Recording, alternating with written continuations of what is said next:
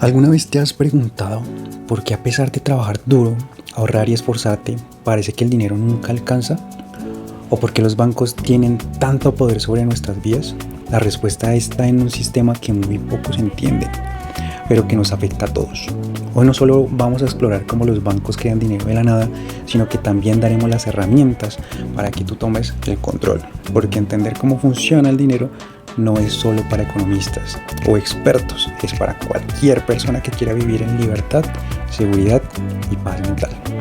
Así que si estás listo para dejar de ser un espectador y convertirte en un protagonista de tu historia financiera, quédate conmigo, porque hoy no solo hablaremos de dinero, hablaremos de cómo puedes usarlo para construir la vida que realmente quieres. ¿Listos? Empecemos.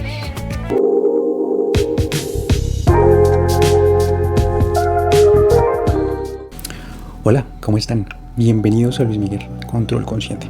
Hoy nos adentraremos en un tema que, aunque parece invisible, está presente en cada decisión financiera que tomamos, el sistema de reserva fraccionaria.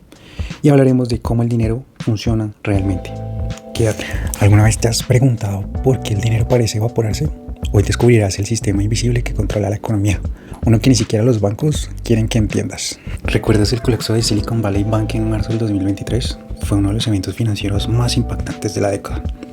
¿Entonces crees que los bancos son transparentes contigo? ¿O incluso sabías que el 90% del dinero en tu cuenta bancaria no existe? Al final te revelaré cómo este sistema casi colapsó la economía griega y por qué podría pasar de nuevo en tu país. El sistema de reserva fraccionaria es uno de los pilares invisibles de la economía moderna, pero pocos saben cómo funciona o cómo afecta sus vidas. En esencia, este sistema permite a los bancos crear dinero de la nada. Cuando depositas tu dinero en un banco, este no lo guarda todo en una caja fuerte. Por el contrario, solo conserva una pequeña fracción como reserva, de ahí su nombre. El resto lo presta a otras personas, empresas, generando así un interés y en el proceso expandiendo la cantidad de dinero en circulación. Este mecanismo ha sido fundamental para el crecimiento económico, pero también tiene un lado oscuro.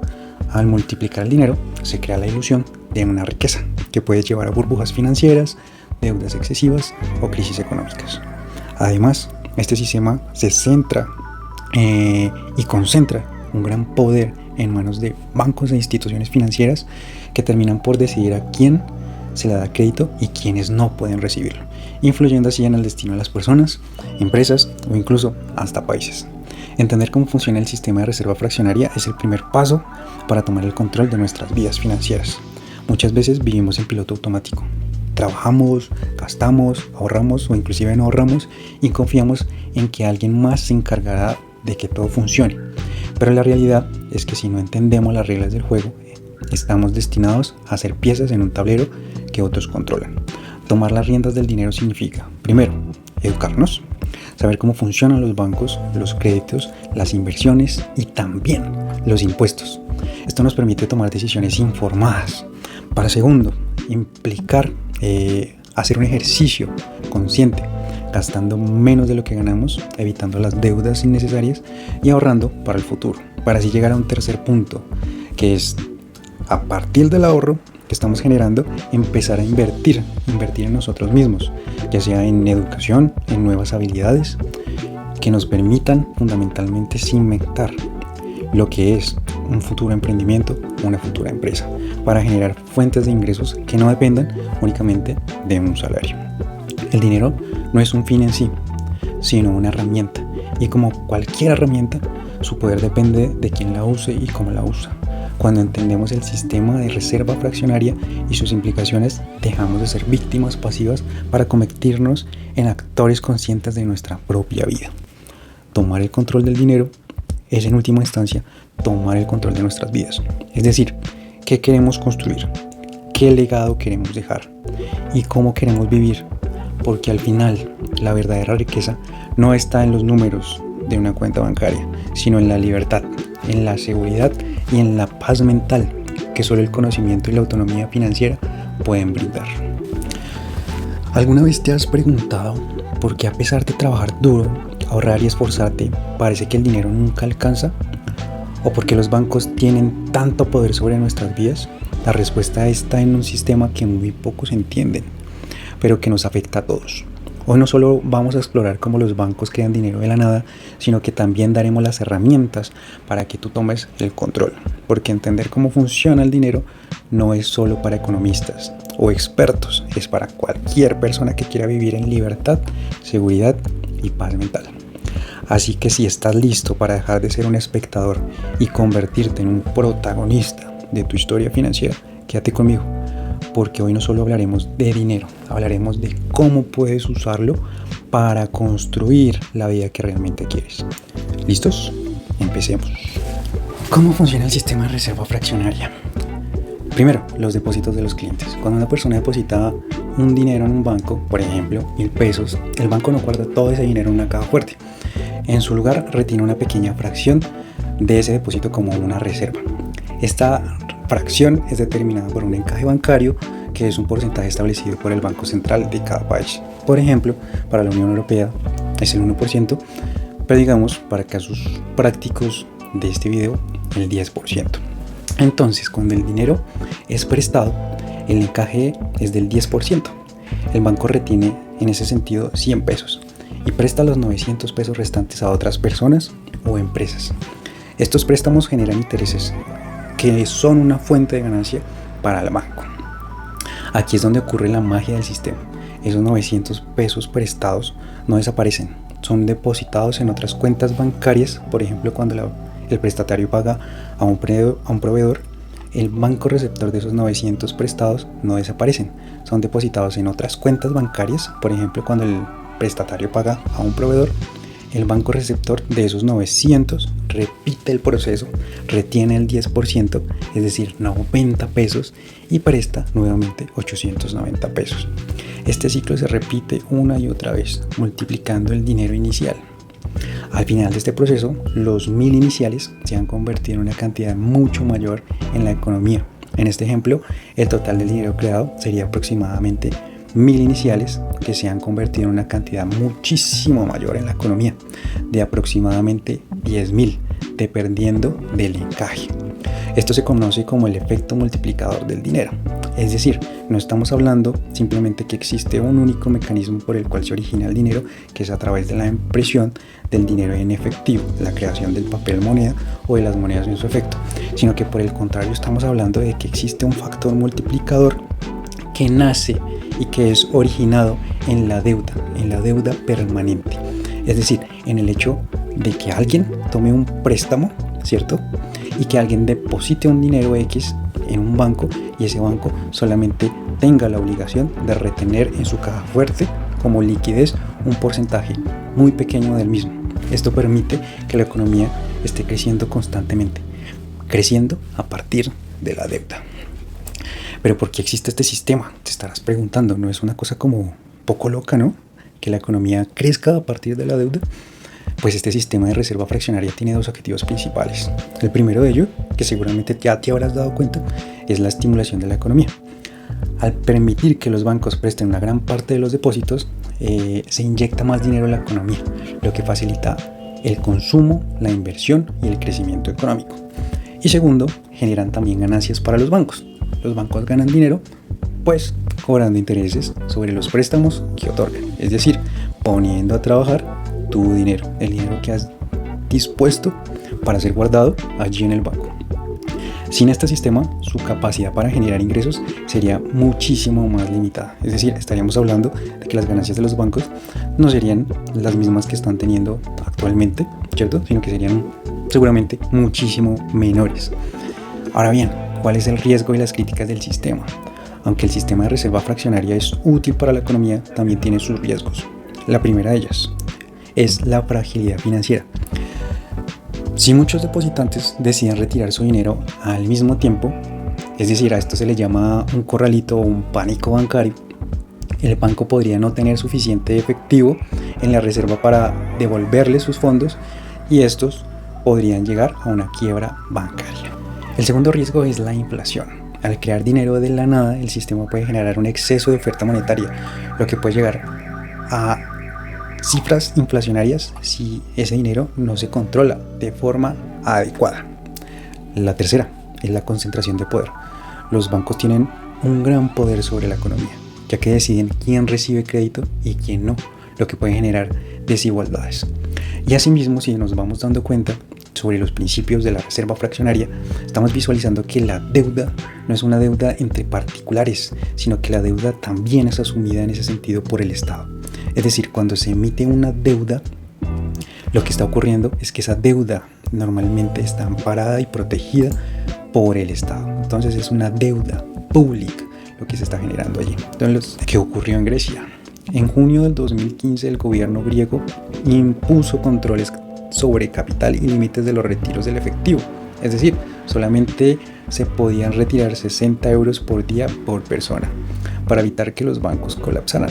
Los ciudadanos, temiendo perder sus ahorros, comenzaron a retirar masivamente su dinero de los bancos y en solo unos días se retiraron más de 3.000 millones de euros.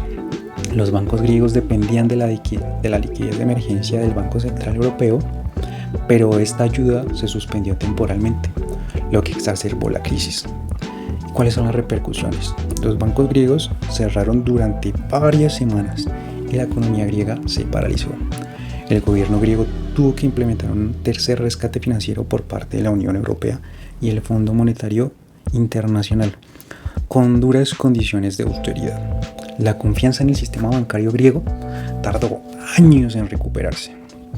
Otro ejemplo reciente es también el colapso del Silicon Valley Bank en Estados Unidos en el 2023. Recordarás que el Silicon Valley Bank era uno de los bancos especializados en servicios para startups, para empresas tecnológicas, y en marzo del 2023 el banco enfrentó una crisis de liquidez debido a las malas decisiones de inversión y un aumento de los retiros de los depósitos. ¿Qué ocurrió particularmente? Vamos a los hechos. El 8 de marzo del 2023, el Silicon Valley Bank anunció que necesitaba recaudar capital para cubrir pérdidas en su cartera de bonos, lo que generó pánico entre los clientes. En solo 48 horas, los clientes retiraron más de 42 millones de dólares, lo que representaba alrededor del 25% de los depósitos totales. Para el 10 de marzo del 2023, el Silicon Valley Bank colapsó y fue intervenido por autoridades, convirtiéndose en el segundo mayor colapso bancario en la historia de Estados Unidos. Y no estamos hablando de que esto haya pasado hace años atrás. Estamos hablando de que esto pasó en el 2023, es decir, hace muy pocos años, incluso meses. ¿Cuáles fueron las repercusiones? El gobierno estadounidense garantizó todos los depósitos, incluso aquellos que superaban el límite de los 250.000 asegurados por la Corporación Federal de Seguro de Depósitos.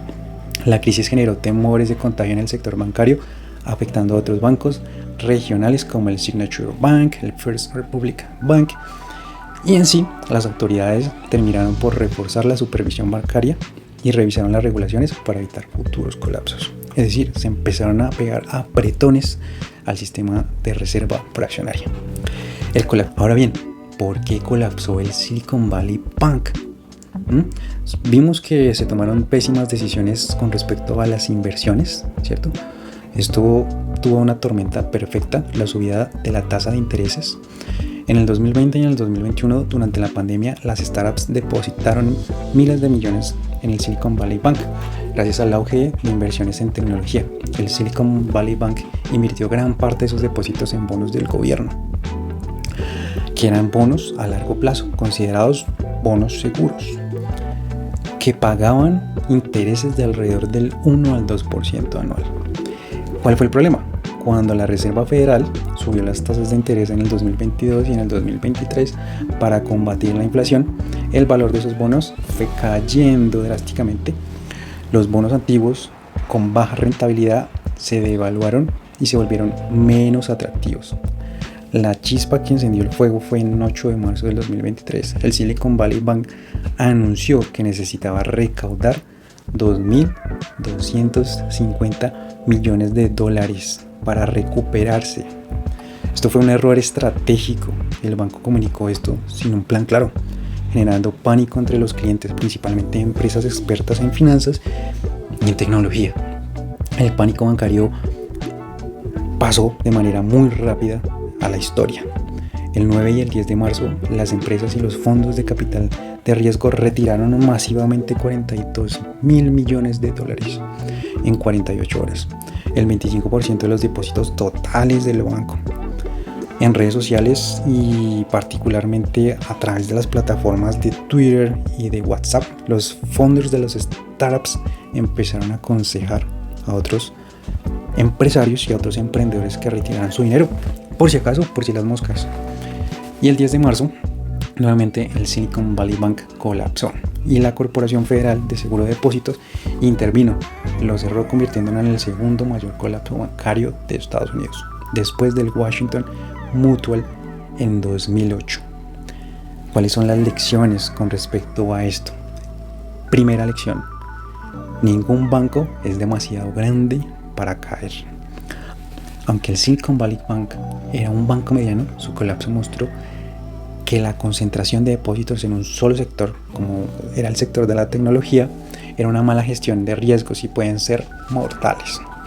¿Cuál fue la segunda lección? La importancia de diversificar. Esto nos enseña a no mantener todo el dinero en una sola institución bancaria, sino que por el contrario, si lo que nos interesa es guardar ese dinero, pues lo mejor es diversificar, guardarlo en diferentes bancos.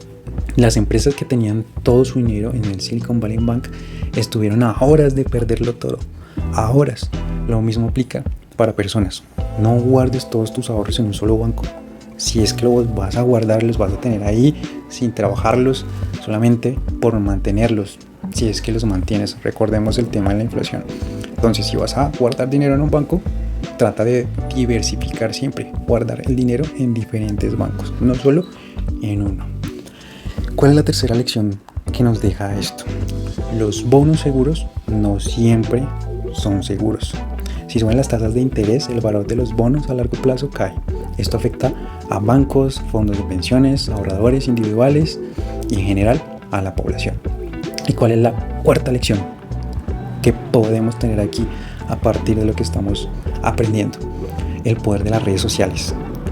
El poder de las redes sociales es absolutamente interesante. El pánico del colapso bancario del Silicon Valley Bank y en Grecia se disipó de forma rapidísima, a una velocidad récord, gracias a grupos de WhatsApp, a Twitter, a Facebook, a mensajes de los CEOs influyentes, a mensajes de personajes de la vida pública, a personas del diario común que estaban constantemente compartiendo toda la información e incentivando a que las personas retiraran el dinero de forma masiva, por si acaso, por si las moscas, para resguardar su capital.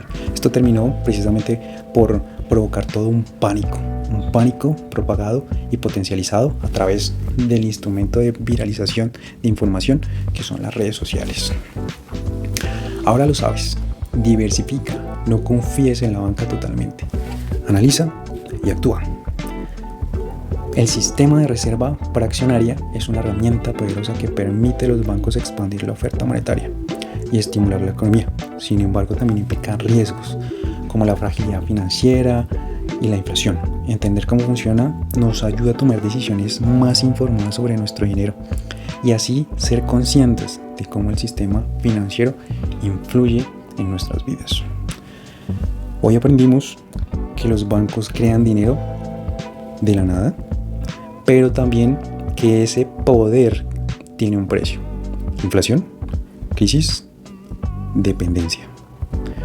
La buena noticia es que tú puedes convertir ese sistema en tu aliado. En el próximo episodio te enseñaré cómo proteger tu dinero, invertir de forma consciente y escapar de la trampa financiera. El eco del dinero.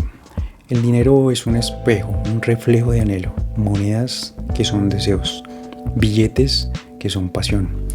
En sus números se esconden historias de 1000 colores, poder que nace y responde, culturas que son señores. Es arte en manos de algunos, es hambre en manos de otros. Es el látigo oportuno, es el silencio del lutus. Construye reinos de oro, derriba sueños de barro. Es el grito y el sonoro eco de un mundo bizarro. En sus hilos se tejen las redes del gran poder, mientras almas se protegen o aprenden a padecer.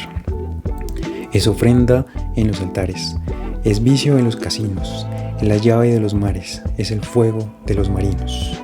Pero el dinero no es vida, aunque pague el pan y el vino. Es solo una herramienta fría en un mundo de destino.